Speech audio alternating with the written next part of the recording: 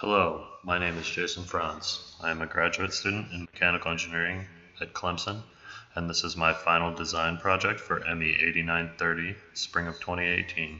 The mechatronics system I will be discussing today is a thrust reverser for jet-powered aircraft. Here you can see several different design implementations of the concept of a thrust reverser. On the top left is a pivoting door concept. On the top right, you can see a clamshell type of thrust reverser, and on the bottom is the more typical kind of thrust reverser seen on large commercial aircraft. I will be focusing more on the type shown on the bottom. However, the mechatronic concepts introduced will exist in some form across any implementation of a thrust reverser. Shown is a picture of a thrust reverser on the Rolls-Royce engine of a 787 aircraft.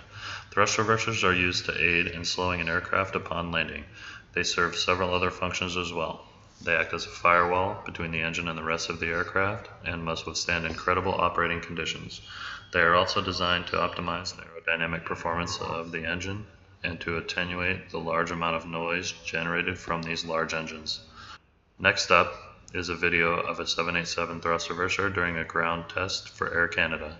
This was taken at London Heathrow Airport a couple months ago during routine maintenance.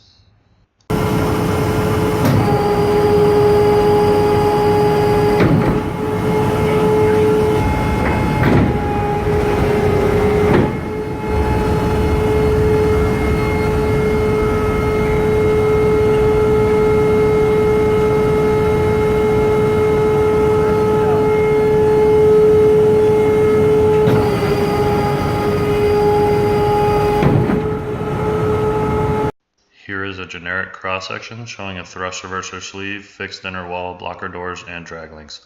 As the thrust reverser deploys, the blocker doors and drag links move with it.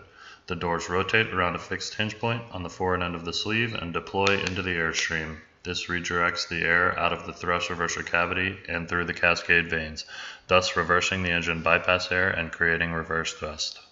A thrust reverser system is a complex mechatronic system that includes things like 2 to 3 hydraulic actuators, deploy and stow hydraulic systems, a flexible shaft between actuators that helps keep them in synchronization and prevents skew of the translating sleeve, a separate locking mechanism on the sliding track to prevent inadvertent deployment, blocker doors that actuate to block bypass airflow as the outer sleeve translates, cascade vanes to redirect airflow, as well as a manual sleeve drive capability and a powered door opening system for maintenance.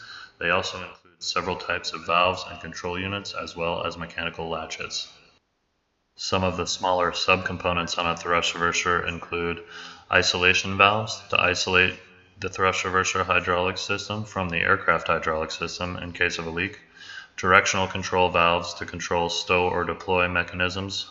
These components also tend to include solenoids, check valves, and bypass valves, transducers and proximity sensors for location feedback, pumps being engine driven and also electrically driven, a control unit for control logic and component power, as well as software and a mechanical lever in the flight deck that allows for pilot control. This slide shows a very simplified model of a hydraulic actuator with a 3-position directional control valve for the purposes of illustrating a mathematical model for the force equations. There are several other mathematical equations involved, including compressible fluid continuity, temperatures that could also be modeled, but that was deemed too detailed for this short synopsis project. Shown on this slide is the summation of forces on the example actuator. You have the pressure forces acting on either side of the piston, the friction forces, the forces at the rod end, and a summation of any other external forces acting on the actuator. This is a start for modeling very complex mathematics involved in a mechatronic system such as a thrust reverser. That concludes this quick overview of thrust reversers.